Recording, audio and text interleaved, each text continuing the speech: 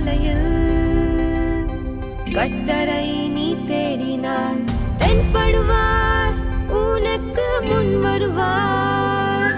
முழு மனதோடு அவரை நீ கூப்பிட்டால் பதில் தருவார், வழி காட்டிடுவார். மகளிர் மன்றாட்டு ஜெப நேரம், மன்றாடி ஜெபிக்க இரு தருணம். மகளிர் மன்றாட்டு ஜெப நேரம், மன்றாடி ஜெபிக்க இரு தருணம்.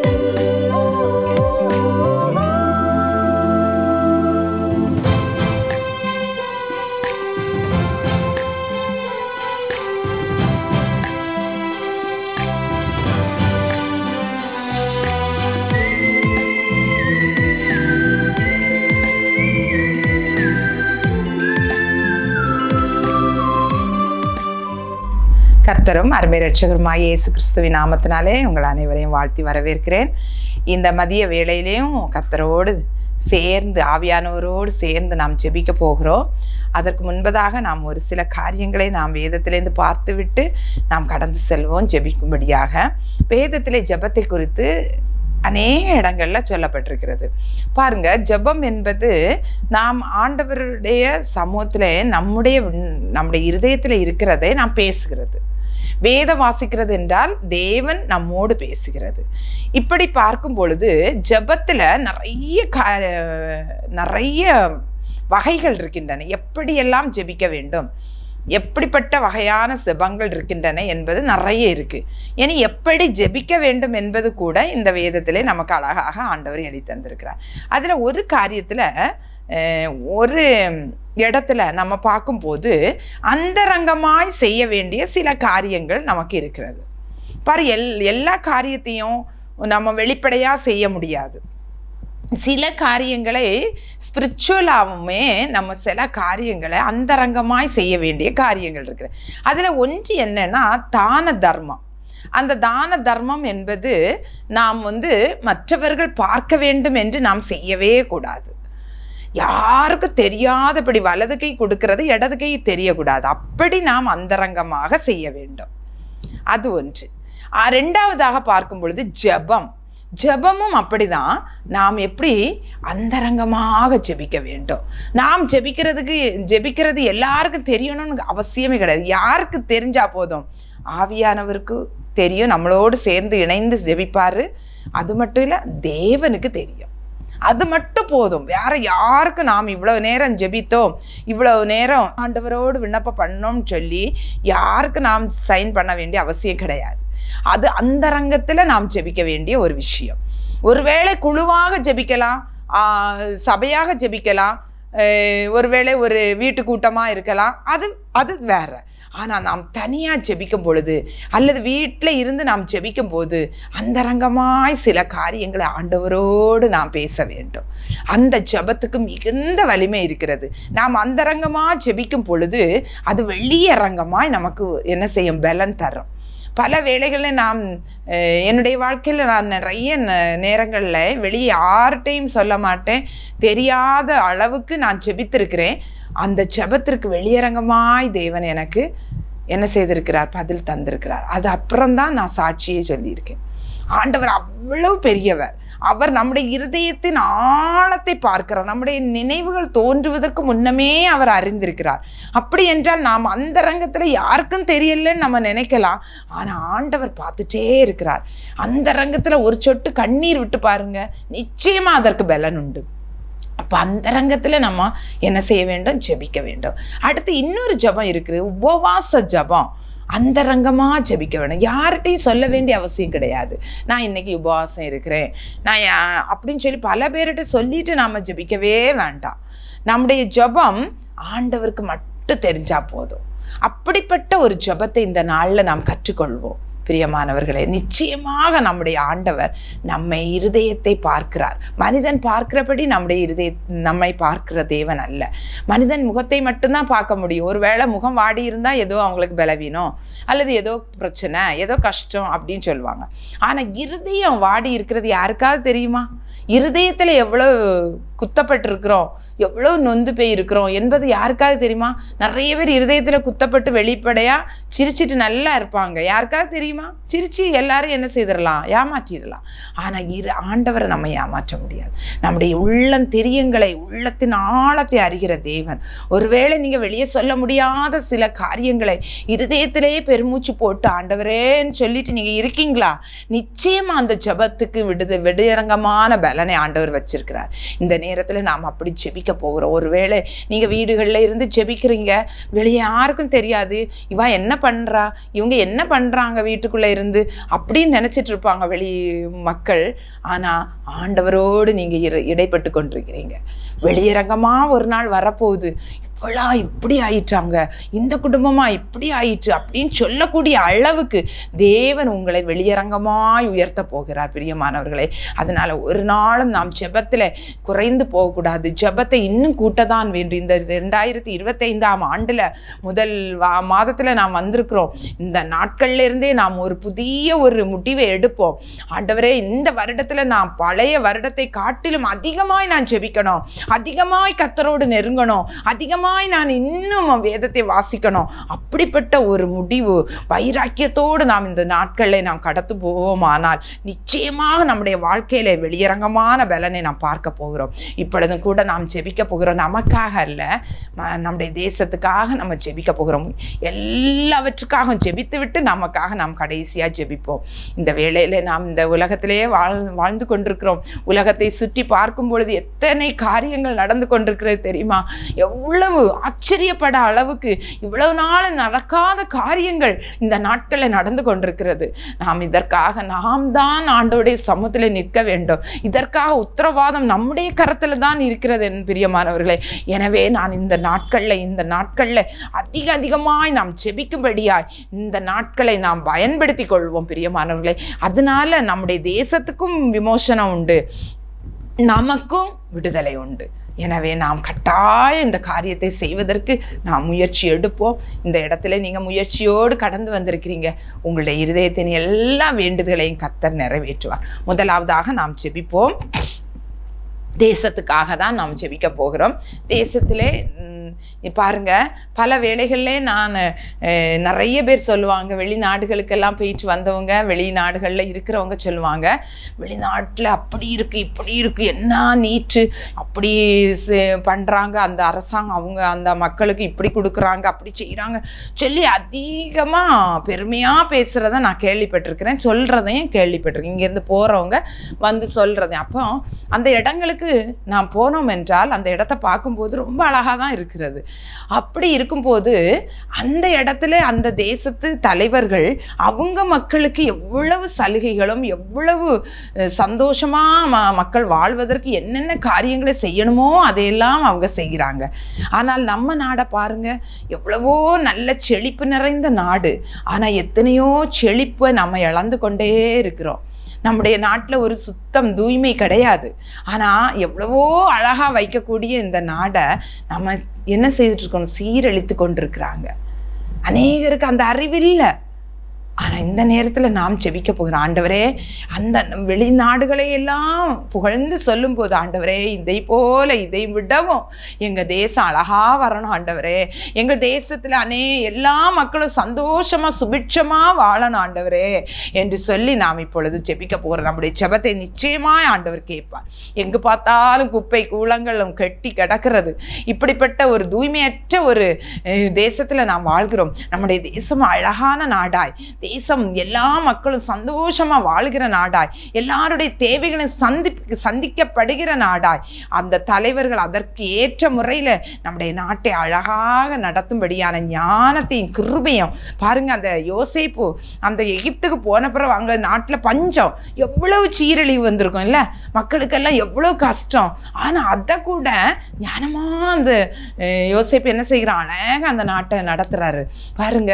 அந்த மக்களுக்கு தானியங்களை கொடுக்கறதும், அவங்க கையிலேருந்து என்ன உங்களுக்கு தர முடியுமோ அதை தாங்க, அதையும் மறுபடியும் அவங்களுக்கு தான் கொடுக்குறாங்க பாருங்க. இவ்வளவு அழகா ஞானமா நடத்தக்கூடிய கிருபை எப்படி கிடைச்சது அந்த யோசேப்புக்கு?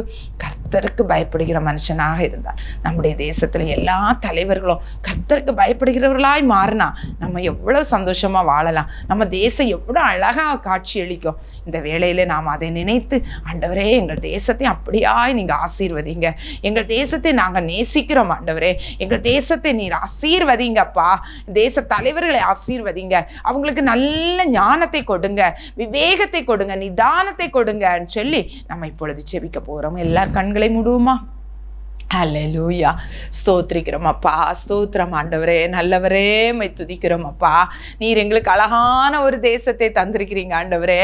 தகப்பனே, இந்த தேசத்திலே நாங்கள் இருந்து கொண்டு எங்கள் தேசத்துக்காய் நாங்கள் செபிக்க, தேசத்தின் ஜனங்களுக்காய் செபிக்க ஆண்டவரே, நாங்கள் உம்முடைய சமூகத்தில் எங்களை ஒருமுகப்படுத்துகிறோம் ஆண்டவரே. தகப்பனே, ஒரு மனதோடு நாங்கள் செபிக்கிற இந்த ஜெபத்தில் தேவன் பிரியமாயிருக்கிறீர் ஆண்டவரே. அப்பா, எங்கள் தேசத்தை நீர் ஆசீர்வதிங்க. தேசத்துல நடக்கிற எல்லா ஆண்டவரே காரியங்களை நீங்க பாக்குறீங்கப்பா. உமக்கு பிரியமானவைகளை செய்யும்படியாய் ஆண்டவர் ஒவ்வொரு தேச தலைவர்களுக்கும் கிருபை கொடுங்க, ஞானத்தை கொடுங்க.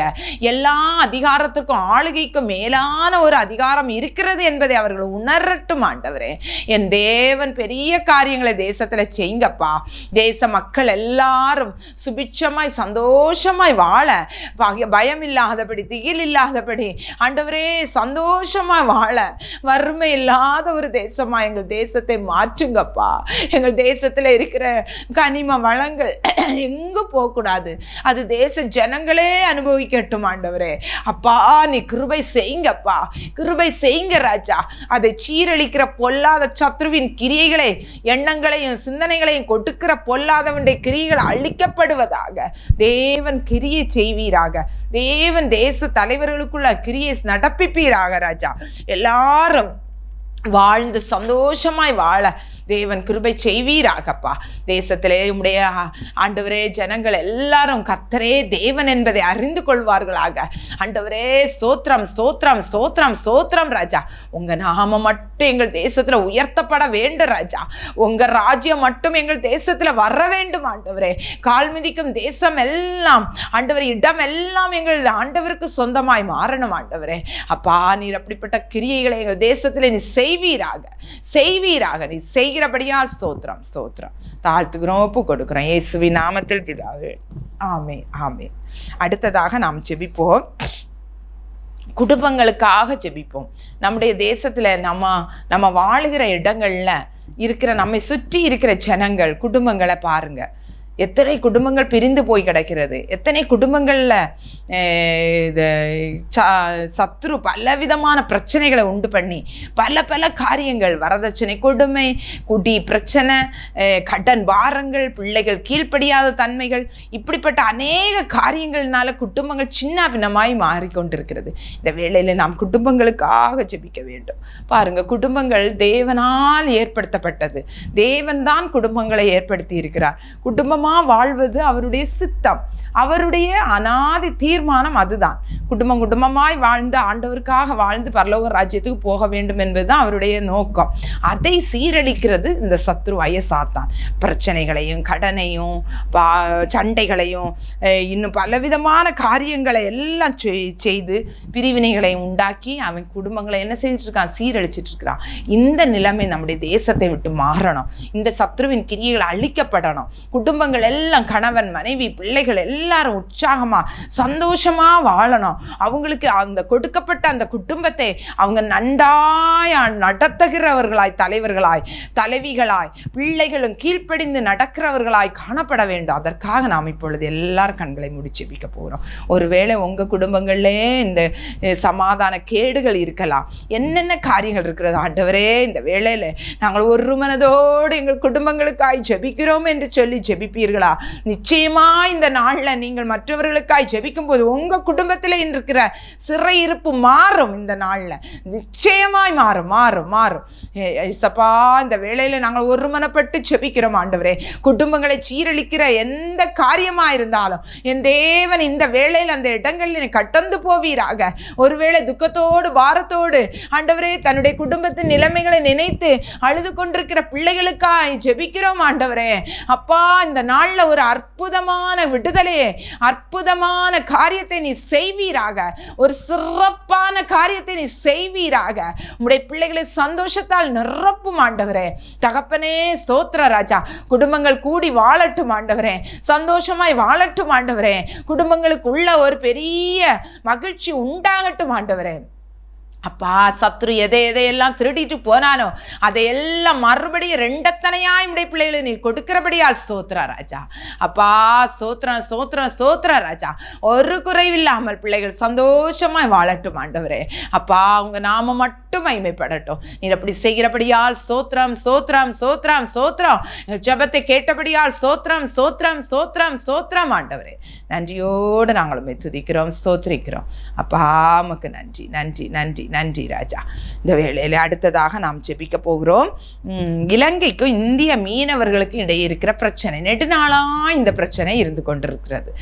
பிரியமானவர்களை, இதற்காக நாம் ஜெபிக்க வேண்டும். பாருங்க, இந்த மீனவர்கள் என்று சொல்லும் பொழுது உங்களுக்கு எல்லாருக்குமே தெரியும், எவ்வளவோ கடினமாக உழைத்து கடலுக்குள்ளே போய் யாருமே போக முடியாது. ஆனால் அவங்க தங்களுடைய உயிரையும் பணையம் வைத்து அவங்க போய் அதையெல்லாம் செய்துட்டு, ஆனால் அடிக்கடியாக இந்த இலங்கை மீனவர்கள் நம்முடைய இந்திய மீனவர்களை என்ன செய்கிறாங்க, சிறைப்படுத்தி கொண்டு போகிறார்கள். இந்த நிலைமையிலிருந்து ஒரு முடிவு, சரியான ஒரு முடிவு நமக்கு வேண்டும். அநேக மீனவர்கள் இப்படி போகிறதுனால எவ்வளோ அந்த குடும்பங்கள் பாதிக்கப்படும் தெரியுமா? நாம் இதற்காக நாம் ஜெபிக்க வேண்டும். இந்த இந்திய இலங்கை எல்லைக்கு இடையில இருக்கிற அந்த பிரச்சனைகள் மாறவும், அது ஒன்றுமில்லாமல் போகணும். அது மறுபடியும் எழும்பாதபடிக்கு தேவன் அதை முற்றிலுமாய் அடக்கி போடணும்.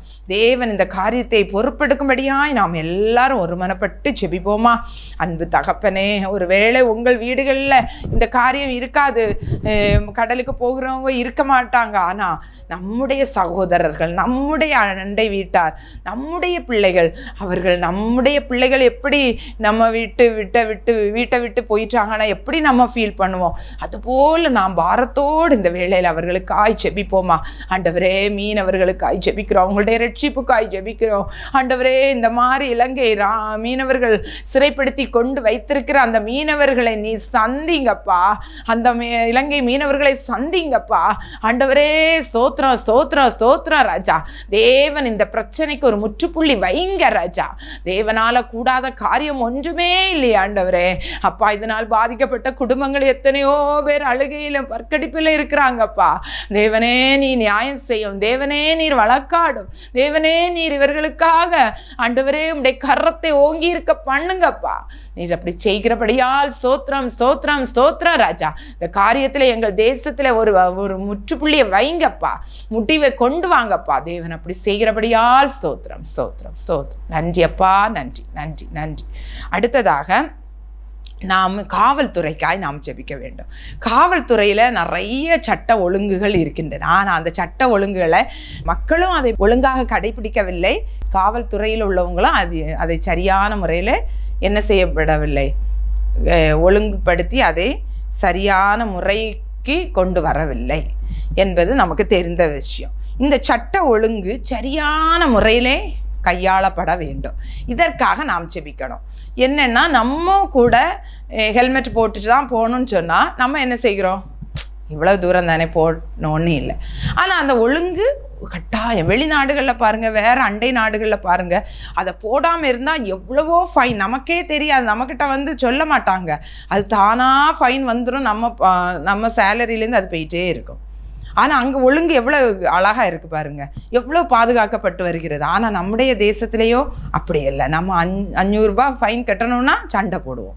அந்த மாதிரிப்பட்ட எண்ணங்கள் இல்லாதபடிக்கு சட்டம் ஒழுங்கை சரியான முறையில் கையாளுகிற தலைவர்களாக இருக்கணும், காவல்துறை அதிகாரிகள் இருக்கணும். அதுபோல் மக்களும் அதே போல் மாறணும். அதற்காக நாம் இப்பொழுது ஜெபிக்க போகிறோம். எவ்வளவுதான் சொல்லியும் ஒன்றுமே நடக்கலை. ஜெபிக்கும் போது நிச்சயமாக மக்கள் உள்ளத்தில் ஒரு விழிப்புணர்வு உண்டாகும். அதிகாரிகள் மத்தியில் ஒரு விழிப்புணர்வு உண்டாகும். நாம் இப்பொழுது ஜெபிக்க போகிறோம். எல்லாரும் கண்களை மூடுவோம். ஆண்டவரே, எங்கள் காவல்துறைக்காய் நாங்கள் ஜெபிக்கிறோம் அப்பா. அதிலேயே நிறைய சட்ட ஒழுங்குகள் வைக்கப்பட்டிருக்கிறது. ஆனால் அது ஒன்று நடைமுறையில் இல்லாத பட்சத்தில் இருக்கிறது ஆண்டவரே. இதனால நிறைய ஆபத்துகள், ஆக்சிடென்ட்ஸ் ஆண்டவரே, நிறைய காரியங்கள் நடந்து கொண்டிருக்கிறது தகப்பனே. இந்த காரியத்தில் தேவன் ஒரு ஒழுங்கை கொண்டு வாங்கப்பா. நீர் ஒழுங்குள்ள தேவன், ஒழுங்கும் கிரமமாய் இந்த உலகத்தை படைத்தீரப்பா. எங்களை எல்லாம் மனிதர்களை அழகாக ஒழுங்காய் படைத்திருக்கிறீர் ராஜா. எங்களுக்கென்று ஒரு வாழ்க்கையை கொடுத்திருக்கிறீங்கப்பா. எங்களை அழகாக இந்த வாழ்க்கை பயணத்தில் எப்படி வாழ வேண்டும் என்று எங்களுக்கு ஒழுங்கு கற்றுக் கொடுத்திருக்கிறீங்க இந்த பைபிள் மூலமாக. அதுபோல இந்த காரியத்திலும் இந்த காவல்துறையிலையும் ஒரு ஒழுங்கை நாங்கள் கடைபிடிக்க, அதிகாரிகள் கடைபிடிக்க தேவன் கிருபை தாங்கப்பா. சிறு குழந்தை முதல் ஆண்டவரே பெரிய வயதானவர்கள் வரைக்கும் இந்த ஒழுங்குகளை கடைபிடிக்க, சட்ட ஒழுங்கை பாதுகாக்க தேவனே நீர் கிருபை தருவீராக. இதனால நாங்கள் எவ்வளவோ ஆண்டவரே ஆக்சிடென்ட்ஸை நாங்கள் குறைக்க முடியும். எவ்வளவோ ஆண்டவரே இல்லீகலாக இருக்கிற காரியங்களை சரிப்படுத்த முடியும் ஆண்டவரே. தகப்பன் அப்பா, இதற்கு உதவி செய்வீராக. ஆவியானுடைய கிருபை எங்களை ஆண்டவரே இதற்கு வேணும் ராஜா. ஆண்டவரே நீர் அதை செய்கிறபடியால் ஸ்தோத்திரம் ஸ்தோத்திரம் ஸ்தோத்திரம் ஸ்தோத்திரம். நன்றி அப்பா, நன்றி நன்றி நன்றி ராஜா. தேசத்திலே சமாதானமும் ஒழுங்கையும் நீ கட்டளையிடுகிறபடியால் ஸ்தோத்திரம் ஸ்தோத்திரம் ஸ்தோத்திரம். தாழ்த்தி ஒப்பு கொடுக்கிறோம். எங்கள் ஜெபத்தை கேட்டபடியால் ஸ்தோத்திரம் ஸ்தோத்திரம் ஸ்தோத்திரம். இயேசுவின் நாமத்தில் பிதாவே, ஆமீன் ஆமீன். அடுத்ததாக நாம் கடைசியாக ஒரு காரியத்துக்காக ஜெபித்து முடிக்கலாம். இந்த வேளையில் நாம் சபைகளுக்காக நாம் ஜெபிக்கணும். பாருங்கள், சபைகள் எல்லாம் இந்த நாட்களில் பாரம்பரிய சபைகள் இருக்கிறது, ஆவிக்குரிய சபைகள் இருக்கிறது, இன்னும் பலவிதமான சபைகள் காணப்படுகிறது. ஆனால் ஆதி திருச்சபையில் உள்ள அந்த ஒரு மனப்பாடு மாதிரி ஒன்றுமே இல்லையே. இந்த காலகட்டத்தில் நிறைய மாறி போச்சு. ஆனால் இந்த நாட்களில் ஆண்டவர் வேதத்தின்படி தான் சபைகள் இருக்க வேண்டும். அப்படிப்பட்ட சபைகளை தான் மணவாளன் வரும்போது மணவாட்டி சபையாக அவர் எடுத்துக்கொள்ள போவார். ஆகவே இந்த நாட்களில் இந்த வேதத்துக்கு புறம்பாய் இருக்கிற சபைகள், தங்களுக்கென்று சில சட்டத்திட்டங்களையும் பாரம்பரியங்களையும் வைத்து கொண்டிருக்கிற சபைகள், அவைகளை விட்டு ஆண்டவருடைய ஆதி திருச்சபையின் ஆவியானவரால் வழிநடத்தப்பட்ட அந்த காரியங்களை கையாண்டு இந்த நாட்களில் அந்த சபைகள் இன்னும் ஆண்டவருக்காக எழும்பும்படியாய் இந்த சபைகளுக்காக நம்ம இப்போ ஜெபிக்க போகிறோம். அது மட்டும் இல்லை, அநேக வட இந்தியாவில் அநேக எதிர்ப்புகள் இருக்கின்றன. நாம் இங்கு ஒரு எதிர்ப்பும் இல்லை. நமக்கு நல்ல வசதியாக ஜெபிக்க எல்லா வசதிகளும் இருக்கிற. ஆனால் வட இந்தியாவிலும் அநேக இடங்களில் ஜெபிக்கிறதுக்கு பயங்கரமான தடைகள், எதிர்ப்புகள். அநேக மக்கள், அநேக பிள்ளைகள், தேவ பிள்ளைகள் பாதிக்கப்படுறாங்க. குடும்பமாய் சிறைக்குள்ளே போகிறாங்க. எவ்வளவோ பாடுகளை அனுபவிக்கிறாங்க. இந்த நிலைமைகள் மாறும்படியாக யார் யார் ஆண்டவருக்கு நாமத்துக்கு எதிராய் வருகிறாங்களோ அவங்க தேவனை பிடித்து கொள்ளணும். ஆண்டவருடைய வல்லமை அவங்க அனுபவிக்கணும். அந்த கிரியைகள் நடத்தப்பட வேண்டும். இந்த நாட்களில் தேவ பிள்ளைகள் அதிகாரத்தோடு எழும்பவும், இந்த நாட்களில் எல்லா எதிர்ப்புகளும் மாறவும், தேவனே உண்மையான தேவன் என்பதை ஜனங்கள் கண்டு கொள்ளவும் தேவன் கிருபை செய்யணும். இன்னும் அநேக இடங்களில் அனுமதி கொடுக்காதபடி தேவாலயங்கள் கட்டப்பட முடியாதபடி இருக்கிற தடைகள் மாற வேண்டும். இதற்காக நம்ம ஜெபிக்கணும். தேவ ஜனங்கள் கர்த்தருடைய சமூகத்தில் கர்த்தருடைய சித்தத்தை அறிந்து கர்த்தருடைய வேதத்தின்படி நடக்கிறவர்களாய் காணப்பட வேண்டும். இதற்காக இதெல்லாவற்றையும் வைத்து நாம் இப்பொழுது நாம் ஜெபிப்போம். கண்களை மூடுவோம். அன்பு தகப்பனே, எங்கள் திருச்சபைகளுக்காய் ஜெபிக்கிறோம். ஆதி திருச்சபைகள் எப்படி காணப்பட்டதோ அதற்கு ஒத்தாசையா ஆண்டவர், அதற்கு ஈடாய் இந்த நாட்களில் உள்ள சபைகள் காணப்பட வேண்டும் ராஜா. உலகம், பாரம்பரியம் எல்லாவற்றையும் விட்டு ஆண்டோடைய வேதத்தில் என்ன சொல்லப்பட்டிருக்கிறதோ அதன்படி எங்கள் சபைகள் நடத்தப்பட, சபைகள் இயங்கப்பட தேவன் கிருபை செய்யுங்க. சபையை நடத்துகிற ஊழியர்களுக்கு தேவ கிருபையை கொடுங்க. சத்ரு பல விதங்களை இச்சைகளை போட்டு அவர்களை திசை திருப்பி கொண்டிருக்கிறதை நாங்கள் பார்க்கிறோமே ஆண்டவரே. இந்த இச்சைகள் இயேசுவின் நாமத்தினாலே அழிந்து போவதாக. தேவன் பெரிய காரியங்களை எங்கள் சபைகளில் செய்யுங்கப்பா. சபையை குறித்து புறஜாதிகள் மத்தியில் ஒரு பயம் உண்டாகட்டும்.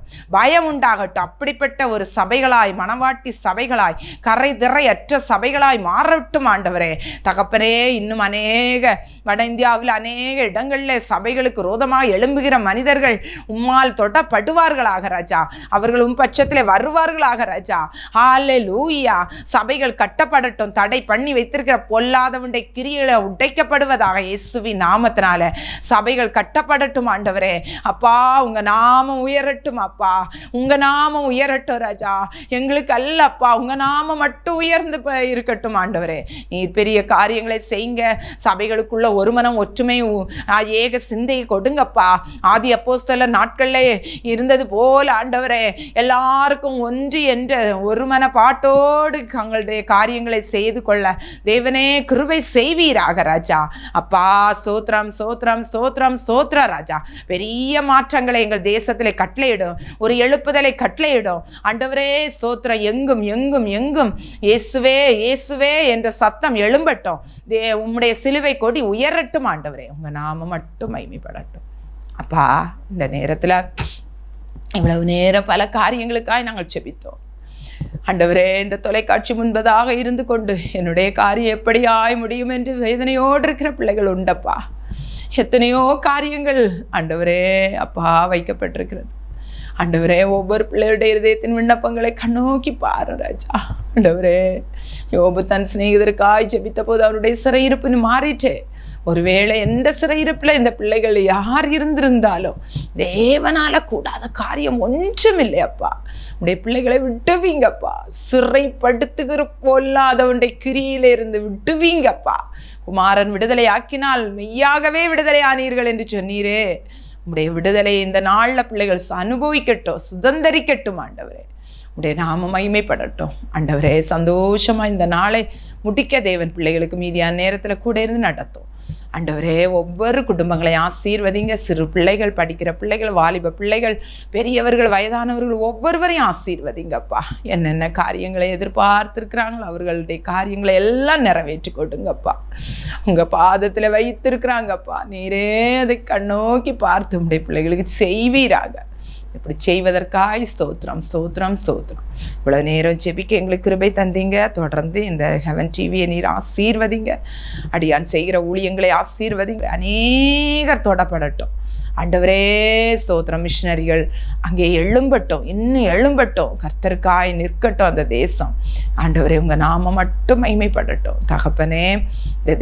ஆண்டவரே ஊழியத்துக்காக உழைக்கிற பிள்ளைகள், கொடுக்கிற பிள்ளைகள் ஆண்டவரே, எல்லா பிள்ளை முழங்காலில் நிற்கிற பிள்ளைகள் ஒவ்வொருவரையும் ஆசீர்வதிங்க. உடைய அடியானை இன்னும் பலப்படுத்துங்க. குடும்பமா இன்னும் மக்காக ஆண்டவரை ஓடும்படியான பலனையும் கிருபைகளையும் கொடுங்க ராஜா. ஆண்டவரே ஸ்தோத்திரம் ஸ்தோத்திரம் ஸ்தோத்திரம் ராஜா. எல்லா காரியங்களையும் ஊழியத்தின் தேவைகளை சந்தித்து எல்லா காரியங்களையும் பரிசுத்த ஆவியானவருடைய சித்தப்படி நடத்துவீராக. உங்கள் கரங்களை எங்களை தாழ்த்துகிறோம், ஒப்பு கொடுக்குறோம். இந்த பகல் காலம் மீதியான நேரம் முழுவதும் ஒவ்வொரு பிள்ளைகளோடு குடும்பங்களோடு நீங்கள் கூட இருங்க ஆண்டவரே. சமாதானத்தோடு பிள்ளைகள் வாழும்படிக்கு கிருபை செய்கிறபடியால் ஸ்தோத்திரம். தாழ்த்துகிறோம், ஒப்பு கொடுக்குறோம். என்ன குறைகள் குற்றங்கள் இருந்தாலும் மன்னிங்க. துதிகான மகிமை உமக்கே செலுத்தி ஜெபிக்கிறோம் நல்ல பிதாவே. ஆமே ஆமே. என் ஆத்துமாவே கர்த்தரை ஸ்தோத்ரி, என் முழுமே பரிசுத்த நாமத்தை ஸ்தோத்ரி. என் ஆத்துமாவே கர்த்தரை ஸ்தோத்ரி, கர்த்தர் செய்த சகல உபகாரங்களை மறவாதே. ஆமே ஆமே. துவைக்கவும் என்று நான் இருந்தேன், ஜெபிக்கவும் கொடுக்கவும் என்று தான் உணர்ந்தேன். சமைக்கவும் துவைக்கவும் என்று நான் இருந்தேன், ஜெபிக்கவும் கொடுக்கவும் என்று தான் உணர்ந்தேன். முழங்காலில் நின்று துவக்கம் புதிதானது, தாவினால் துதித்து நன்னாளாய் பிறந்தது. முழங்காலில் நின்று துவக்கம் புதிதானது, தாவினால் துதித்து நன்னாளாய் பிறந்தது.